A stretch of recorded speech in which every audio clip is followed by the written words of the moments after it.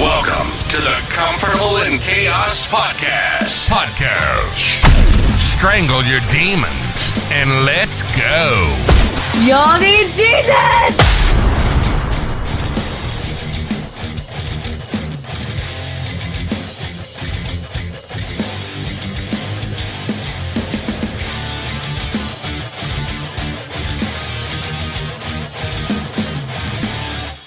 Cause I remember all the times I tried so hard and you laughed in my face cause you held the cards. I don't care anymore. And I really ain't bothered what you think of me, cause all I want of you is to just let me be. I don't care anymore. Do you hear? I don't care no more. I don't care what you say. I never did believe you much. Anyway, welcome to the Comfortable in Chaos Podcast. I am your host, Eric Hellberg, and you know we're like Einstein over here, man. We have no special talents. We're just passionately curious. Passionately curious about all things pertaining to men. How in the hell did we get here? And where is it that we are going to go, man? I'm telling you, it's going to be one hellified week. And sometimes you got to just get to where F&A, man, you don't care anymore. Don't care what you say. I never did believe you much anyway. And I'll tell you what's unbelievable. How about these wonderful Olympics over there in Gay Paris? Oh, Gay Paris is aptly titled. They have done so much debauchery. Every exhibition of bestiality, homosexuality, transsexuality. Honestly, pure Satanism. And that is in a Western country. A once great, pious, Catholic country that has become so debased that is what Kamala Harris says, and I'm paraphrasing her, of course, because to actually quote her directly is a mind-numbing thing. It's very hard to do. But to paraphrase the presumptive Democratic nominee for president, America needs to look more like Paris. Oh, really? That's our agenda now? Overturn total free will on abortion, kill them all, and make America look like that? Let me ask you this. If France is a G7 nation and a member of NATO, and America says, at least America's leaders say, and we are part of those organizations, that we should look more like that, do you trust what they are telling you about the events of the world, that they are exactly so? Could it be that a 1,500-year-old country that was always the bastion of Eastern Orthodoxy could be the last stalwart in this tumble of dominoes to lead us to death and destruction and to follow their satanic course for us? Could it be? That's something to think about. And while everyone was engrossed in their opening ceremonies, what a lot of people really didn't realize, it was almost done holographically, but when you look at it, it did appear like someone was actually riding on a horse, right?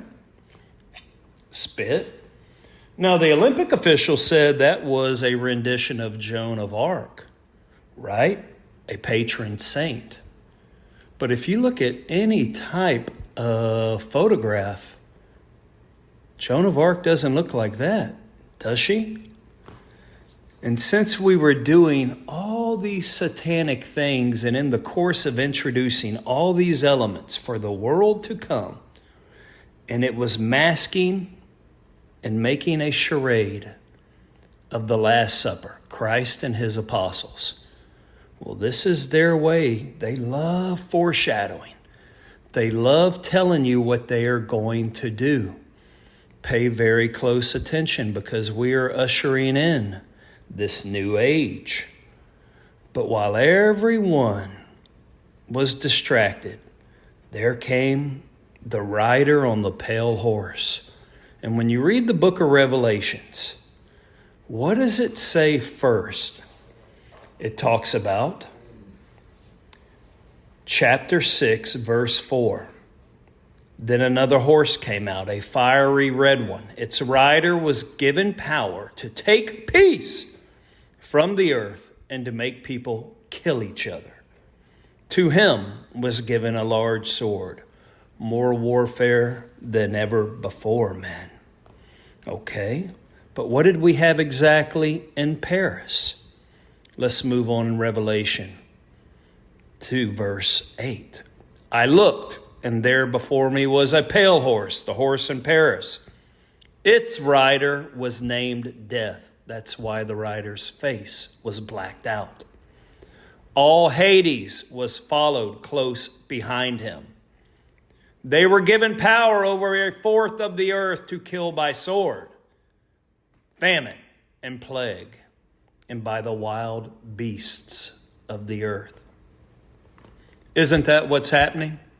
And they're letting us know, men, there is more to come. So what do we do, man? Here's what we do. We say F it to all religion. And you're like, Eric, are you being blasphemous? No, I'm not being blasphemous at all. Because all religion is man-made, man-centric. And in love with itself, with its own agenda. And mark my words, you will not hear one bit of condemnation. And since our show originates in America, we'll say in the American church. What do you want to say? The Western church? Well, that's gay Paris, and they are getting gay over there. So if we know that they're given over to the devil and given over to the dogs and given over to their buttocks and they're given over to everything else, let's go ahead and just say the American church. Did anyone go to church this past Sunday and hear a condemnation of this heinous bullshit? So I say F religion. You know what you do? You worship God, not God through religion, but God through Jesus Christ. He is the one man who took the form of a man but was deity, came down here. There were multiple witnesses to his life. Multiple people transcribed the scriptures. They saw what he did. They saw what he lived. They saw that he was put to death. They know that he ascended to heaven after he escaped that tomb. And they know that he came back. That is who you worship. You worship the God-man. You worship Christ. It is the only thing that separates us truly from all the other religions, and the only thing that you can place your faith in. And then if you need further veracity, then marry up the life of Christ as it has been foretold to you in numerous fashions with the scriptures in the Old Testament that in some cases came hundreds of years before he ever came down from heaven. And all those prophecies were fulfilled to a T and unequivocally true. He is the only figure in history to have accomplished all of this. And we are still talking about him to this day. The other instruments are all fallen. Put them to the test. So know this, men. And as my son says, because he tells me what Dave Goggins says, and yes, I like Dave Goggins on one level. I certainly do. I admire his fortitude. But my son will say, who's going to carry the boats? Well, we know Dave carried the boats, and I have a lot of friends who actually carried the boats. But I've been told not to use too much of an exclamation on some of my words, but to get Dave right, and we will paraphrase him, I'm just going to say it anyway. We're all fucked up, man. Don't be ashamed of it. Wear it as a badge of honor. You're part of humanity. Does it mean you strive to be effed up? No. You get your ass up If you have 40% in the tank, then give that 40% for that day. And you drive on with the mission, man, to the best that you possibly can. But you don't give up. There's too much at stake. And onto that notion that we are all effed up, we are. Some people just do a much better job of hiding it. But everyone is contending and struggling and dealing with something at a different level than you. Maybe there is commonality in there. You think the guy who's running the great company doesn't have a daughter who ran away from home? Huh? You don't think the guy who's running a great company is on wife number 3 still trying to figure it out and he still hasn't seen his kids? You don't think the guy that bats .323 hasn't seen his wife and they were newly married before he signed that big contract in God knows how long? Come on, guys. We're all in the same boat struggling, but what we're talking about here are people who mask how horrendous they truly are. Take comfort in the fact you are part of this cauldron of humanity, and let's help one another. It is imperative for men to do so for each other. But we are talking about these sinister people that would put on a satanic ritual like the Olympics and all the subtle images designed to portray what they would really like for us. People like good old Kamala. And what is Kamala talking about now? Jen Psaki's gone around. She used to be the good old press secretary before Kareem. And another libtard scumbag. And she basically said, well, I don't know if Biden would want to restructure the Supreme Court, but I do believe in an evolution of policy. So what they are already doing to you, because it is one big mind warp, and all, as Dave Goggins said as well, is that this life is a fucking head game. And if they can get your headspace and timing wrong, men, they've got you. Let's be clear. Let's be very, very clear.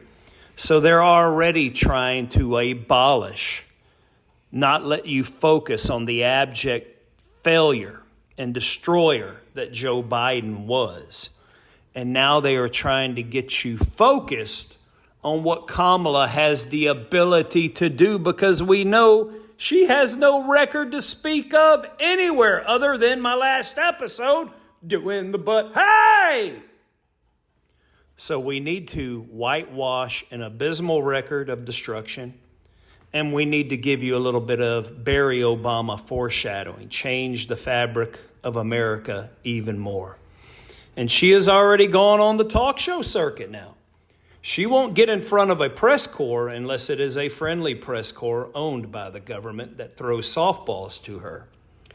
So she finds a much more friendly audience in people like Stephen Colbert, Jimmy Kimmel, and as such, she has gone on a late night show. And she said that she is going to make sure that she is going to ban the importation of assault weapons. That's really funny, Kamala, because you ship weapons all over the world to even kids. And your predecessor, Barry, had no problem bringing them in for the cartels and disseminating them on the streets of America. You guys are effing liars, and you know it. You don't want what is good for us. In fact, you want our death and destruction. And before you can do that, you want to kill our souls. Reverse all of our roles. The women have bought the line, hook, line, and sinker, and society is effed. But now Kamala wants to get your guns. She said that if Congress doesn't have the moxie to get this done, she will sign an executive order. And her executive order is to forego your right to bear arms. Now, we hear all this chicanery about how no one needs to have this or no. I'm going to tell you, we need them more now than ever before. Let's just go back to the Rodney King riots. Remember that? When the hell was Rodney King? Was that 89, early 90? I'd have to look it up.